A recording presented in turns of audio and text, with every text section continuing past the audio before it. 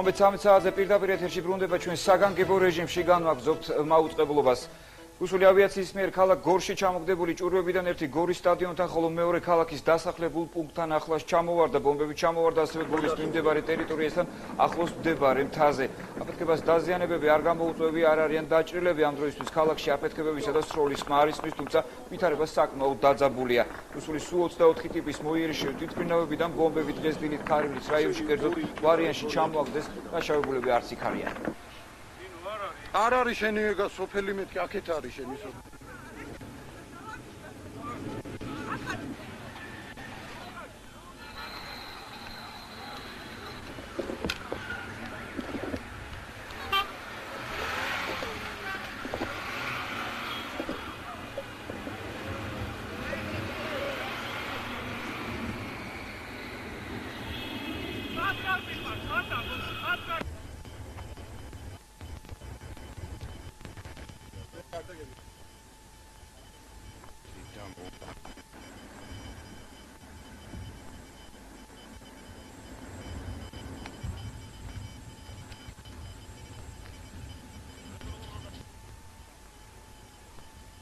საქართველოს მთავრობა რუსული Su-24 ტიპის მოიერიშე ბომბდამშენების მიერ გორის ტერიტორიაზე ჭურვების ჩამოგდებას პირდაპირ აგრესიად აფასებს. ამის შესახებ საქართველოს შინაგან საქმეთა სამინისტრო იუწყება. სამინისტროს ინფორმაციით 8 აგვისტოს დაახლოებით 11 საათსა და 30 წუთზე საქართველოს საჰაერო სივრცე დაარღვია 4 რუსულმა მოიერიშე ბომბდამშენმა, რომლებმაც ქალაქ გორის ტერიტორიაზე რამდენიმე ჭურვი ჩამოაგდეს. მსხვერპლი არ არის.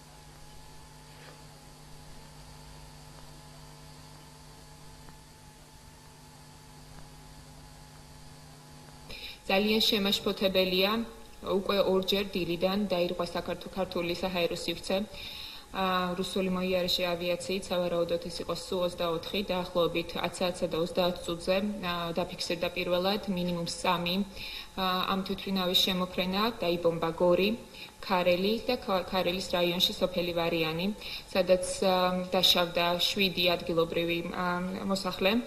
და დაახლოებით 11 საათსა და 30 წუთზე განმეორდა მინიმუმ 4 მოიარიშე თვითმფრინავი არის დაფიქსირებული, ჩამოვარდა ბომბეი ჭურვი გორში, მსხვერპლი არ არის და ამასთან მიბმაში მინდა ასევე გავაკეთო საქართველოს მთავრობის სახელით ძალიან კატეგორიული განცხადება.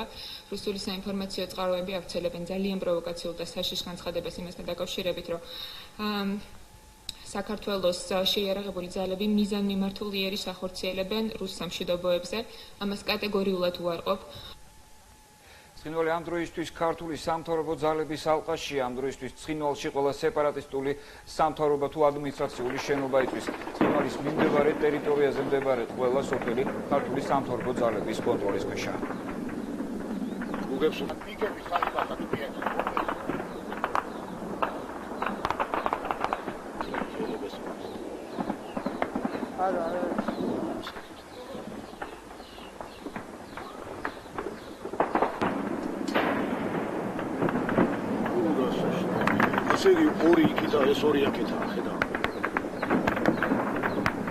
საქართველოს პრეზიდენტმა საქართველოში რეზერვისტთა საყოველთაო მობილიზაცია გამოაცხადა. მიხეილ სააკაშვილი რუსეთს ფართომასშტაბიან სამხედრო აგრესიაში ადანაშაულებს და მშვიდობიანი ქართული სოფლების დაბომბვის შეწყვეტისკენ მოუწოდებს. ძვირფასო თანამემამულე.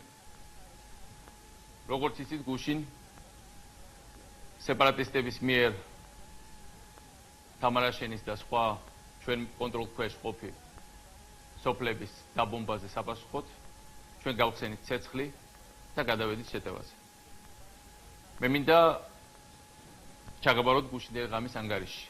გუშინდელი ღამის განმავლობაში საქართველოს ძალოვანმა სტრუქტურებმა განთავისუფლეს წინაგარის რაიონი მთლიანად, ზნაურის რაიონი მთლიანად, სოფელი დმენისი, რომელიც იყო ერთ-ერთი მთავარი ცენტრი და ყველაზე დიდი სოფელი ამ რეგიონში, სოფელი ღრომი, სოფელი ხეთაგუროვო და ალყა შემოარტყეს ქალაქ ცხინვალს. ასევე განთავისუფლებულია ქალაქ ცხინვალის უმეტესი ნაწილი და ამჟამად ბრძოლები მიმდინარეობს ქალაქის ცენტრში. მიტანილი იქნა შეტევა ხეობაზე როგორც ქალაქ ცხინვალის მხრიდან, ასევე კოლონის მხრიდან, რომელიც შემოვიდა რუსეთის ფედერაციიდან და მოიტანა შეტევა ჩილოეთის მიმართულებიდან. ამგვარად ამ ეტაპისთვის სამხრეთ ოსეთის ტერიტორიის უმეტესი ნაწილი განთავისუფლებულია და იმყოფება საქართველოს ძალოვანი სტრუქტურების კონტროლ ქვეშ. ამავე დროს მე მინდა გავაცხადოთ მთელი მსოფლიოს გასაგონად. საქართველოს წინააღმდეგ ხორციელდება ფართომასშტაბიანი სამხედრო აგრესია. ბოლო წუთების განმავლობაში, ბოლო საათების განმავლობაში განხორციელდა დაბომბვა საქართველოს ტერიტორიის რუსეთის ფედერაციის მხრიდან და დაიბომბა დასახლებული პუნქტები, მშვიდობიანი ობიექტები და ეს სხვა არაფერია თუ არა კლასიკური საერთაშორისო აგრესია. მე მინდა მიმართო მსოფლიო საზოგადოებას. მე მინდა მიმართო რუსეთის ფედერაციას. დაუყოვნებლივ შეწყვიტოს საქართველოს მშვიდობიანი ქალაქების დაბომბვა. საქართველოს არ ყოფილა ინიციატორი ამ კონფრონტაციის, მაგრამ საქართველოს თავის ტერიტორიას არ დათმობს, საქართველოს თავის თავისუფლებაზე უარს არ იტყვის. ჩვენ გავაკეთებთ რამდენიმე ათეული ათასი რეზერვისტის მობილიზაცია, რეზერვისტთა მობილიზაცია გრძელდება და ძალიან მნიშვნელოვანია. ამ სამშობლოსთვის ძალიან მნიშვნელოვანი ზნელდოდობის ჟამს. როცა წყდება საქართველოს მომავლის, საქართველოს თავისუფლების, თითოეული ჩვენგანის მომავლის თავისუფლების და ბედი იმისა გვექნება თუ არა სამშობლო. ყველანი დავირასმოთ. არ შეგვეშინდეს. არ შეგვეშინდეს არც ბომბების, არ შეგვეშინდეს არც მათი შეტევების. ჩვენ უფრო მეტნი ვართ. ეს ჩვენი სამშობლოა. ჩვენ ვიცავთ ჩვენ ქვეყანას, ჩვენ ვიცავთ ჩვენ სამშობლოს, ჩვენ ვიცავთ საქართველოს, ჩვენ ვიცავთ საქართველოს მომავალს. ჩვენ ყველანი ერთად, ასობით ათასი ქართველი, უნდა დავირასმოთ და გადავარჩინოთ საქართველოს. ჩვენ ვართ თავისუფლების მოყარე ერი და თუ ერი ერთმუსტად შეიკრება, ვერანაირი აგრესორი, ვერანაირი გარე ძალა მას ვერაფერს ვერ უსწავს. უნდა გავძლოთ და აუცილებლად გავიმარჯვოთ. მე მოუწოდებ ყველას მობილიზაციისკენ, მე ვაცხადებ საყოველთაო მობილიზაციას საქართველოში, ვაცხადებ რეზერვისტთა საყოველთაო მობილიზაციას, ყველა უნდა გამოცხადეს დაწვევის პუნქტებში, ყველამ ერთად უნდა გადავარჩინოთ ჩვენი ქვეყანა. ჩვენ აუცილებლად გავიმარჯვოთ. იმიტომ რომ ჩვენ ვიცავთ ჩვენ სამშობლოს, ჩვენ საქართველოს და საქართველოს დამარცხებელი ძალა, თავისუფლების დამარცხებელი ძალა, თავისუფლების მოყარე ელის დამარცხებელი ძალა. როგორი თვითფინაებითაც არ უნდა შეიყოს შეერაღებული, როგორი ტანკებითაც და როგორი რაკეტებით. მაინც ვერ მოგვერება თუ დავდგებით ყველანი, მაგრამ თუ დავდგებით ყველანი ერთად. გაუმარჯოს საქართველოს. ღმერთი იყოს ჩვენი ქვეყნის, ჩვენი სამშობლოს, საქართველოს და თითოეული ჩვენგანის ფარველი. სენაკის მეორე ქვეითთა ბრიგადის ბაზაზე რეზერვისტებმა შეკრება დილიდან დაიწყეს. სენაკში სამეგრელოს ყველა რაიონიდან მოხალისეებიც მივიდნენ. სენაკის ბაზაზე 10,000-ზე მეტი რეზერვისტი შეიკრიბა. რეზერვისტთა რიგებში ოპოზიციური პარტიის წარმომადგენლებიც ჩავდნენ. ამ დღისთვის ნებისმიერი ქართველი ყოველთვის უნდა იყოს მზად, რა თქმა უნდა ჩვენ პატრიოტული სულისკვეთება გვამოძრავებს და განწყობა შესაბამისად საბრძოლო განწყობა სრული ამ სიტყვის მნიშვნელობით.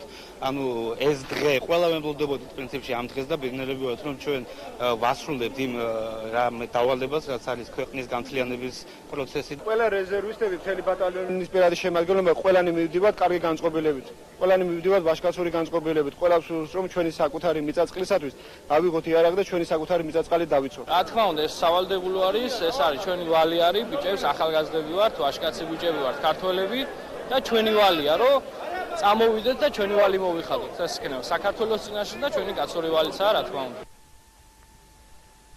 თეთრი სახლი ქართულ და ოსურ მხარეებს ცეცხლის შეწყვეტისკენ და კრიზისიდან გამოსავლის მოსაძებნად მოლაპარაკებების დაწყებისკენ მოუწოდებს. განცხადება ამის შესახებ თეთრი სახლის წარმომადგენელმა გორდონ ჯონდრომ გააკეთა. ყველა მხარემ სასწრაფოდ უნდა შეწყვიტოს საომარი მოქმედებები და პირდაპირი მოლაპარაკებები დაიწყონ, რათა მშვიდობიანი გზით იქნას ეს პრობლემა გადაჭრილი, განაცხადა ჯონდრომ.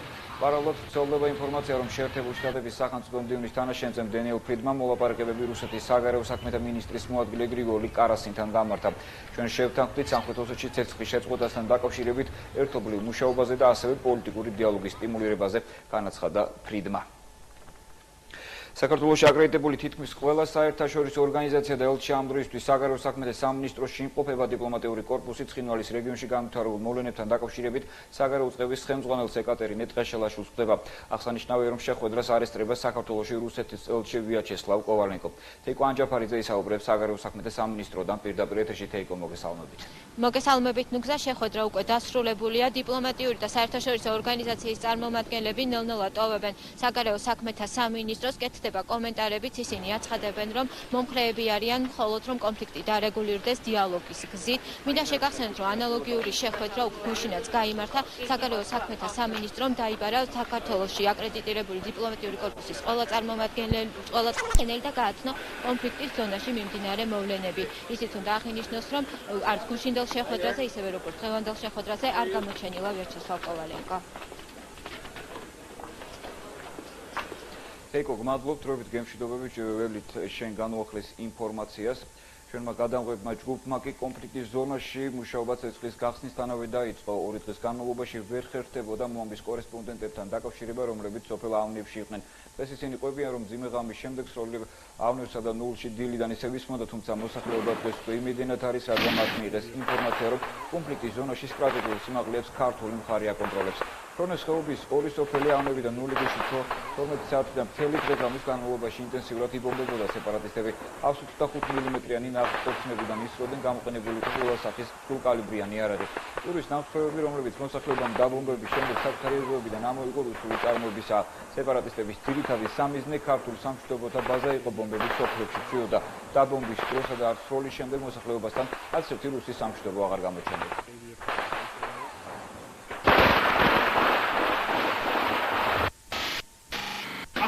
Glejdeki все, man, tu çamova ki deyet sema rahat. Aşağıya tutamovi da dayık. Aket modi, aket modi.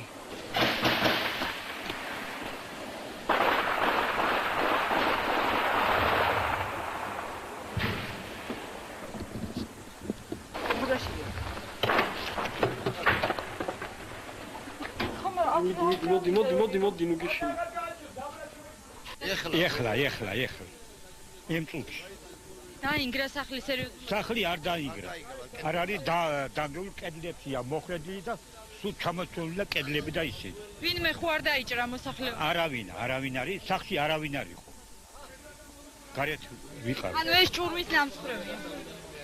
არ ვიცი რის არის, აგერა.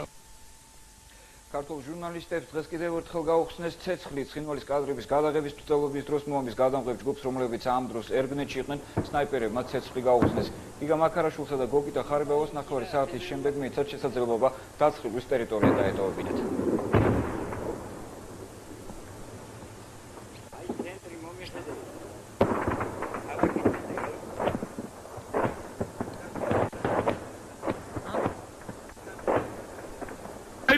Sniperия.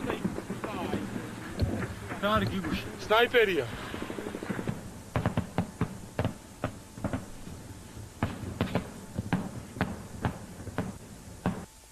დავით გამყრელიძე ოპოზიციურ პარტიებს შიდა პოლიტიკური გარჩევების შეწყვეტისკენ მოუწოდებს. კონფლიქტის ზონაში მიმდინარე მოვლენების გამო ახალი მემარჯვენების ლიდერი მიიჩნევს, რომ ქვეყნის შიგნით დაპირისპირების თუ არ არის მისი განცხადებით რუსეთმა ამ პროვოკაციით საქართველოს ნატოში შეწყვეტის პროცესი გააჭიანურა და ქვეყანას გაერთიანებისკენ და მობილიზებისკენ მოუწოდა. დღეს, როდესაც ასეთი საკმაოდ რთული სიტუაციაა შექმნილი ქვეყანაში, მე მიმაჩნია, რომ შიდა პოლიტიკური გარჩევების დრო არ არის. ყველა ასეთ სიტუაციაში ეს არის დაუწერელი კანონი, შიდა პოლიტიკური გარჩევები და დაპირისპირებები წყდება.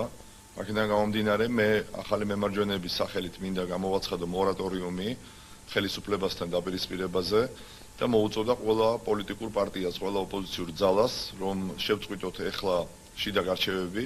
იმედია, საომარი მოქმედებები მალე დასრულდება. დასავლური მედია სამხრეთ ოსეთში მიმდინარე მოვლენებს აქტიურად ეხმაურება. ტელეკომპანია BBC კონფლიქტის ზონაში შექმნილ ვითარებას ვრცელ სიუჟეტს უძღვნის და შემდეგ საუბარს სტუმრებთან ერთად სტუდიაში აგრძელებს. კავკასიის რეგიონში ახალი ომი დაიწყო, აცხადებს BBC ჟურნალისტი. საქართველოს თავის მიამბოხე რეგიონში კონსტიტუციური წყობილების აღდგენას ცდილობს. დაბობილია ცხინვალში პოლიციის შენობა და სახელმწიფო დაწესებულებები სეპარატისტები კი დახმარებას რუსეთსა და საერთაშორისო საზოგადოებას სთხოვენ. ქართულმა საჯარისო შენაერთებმა მიამბოხე რეგიონის დედაქალაქ ალყა შემოარტყეს, ცოტა ხნის წინ კი გავრცელდა ინფორმაცია, რომ სამხრეთ ოსეთიდან ბომბი რუსულმა თვითმფრინავმა ჩამოაგდო. მოსკოვი, რომელიც სეპარატისტებს უჭერს მხარს, იმუშაონ იმაზე, თუ როგორ შეიძლება თავიდან აიწვიონ მასობრივი სისხლი. ქართული საჯარისო შენაერთები სეპარატისტებს უტევენ, რომლებსაც მხარს რუსეთი უჭერს, ასეთი სათაურით აქვეყნებს სტატიას გაზეთი Times-ი. გამოცემა იუწყება, რომ დღეს დილით გავრცელდა ინფორმაცია სეპარატისტული რესპუბლიკის დედაქალაქში საომარი მოქმედებების განახლების შესახებ. მას შემდეგ, რაც ქართულმა ჯარმა მეამბოხეებს შეუტია, რომლებსაც რუსეთი უჭერს მხარს, ბრძოლა მას შემდეგ განახლდა, რაც პრეზიდენტი სააკაშვილის შეტაკებების შემდეგ, რასაც სულ ცოტა 15 ადამიანის სიცოცხლე შეეწირა ცეცხლის შეწყვეტის შესახებ ემოციური მიმართვით გამოვიდა. თუმცა შუაღამისას საქართველოს ხელისუფლებამ განაცხადა, რომ კონსტიტუციური წესრიგის აღსადგენად ოპერაცია დაიწყო. მომდე ამ დროისთვის დასრულებულია ჩვენი საგანგებო ფორმატით მუშაობთ 14 საათზე დაუბრუნდებით პირდაპირ ეთერში.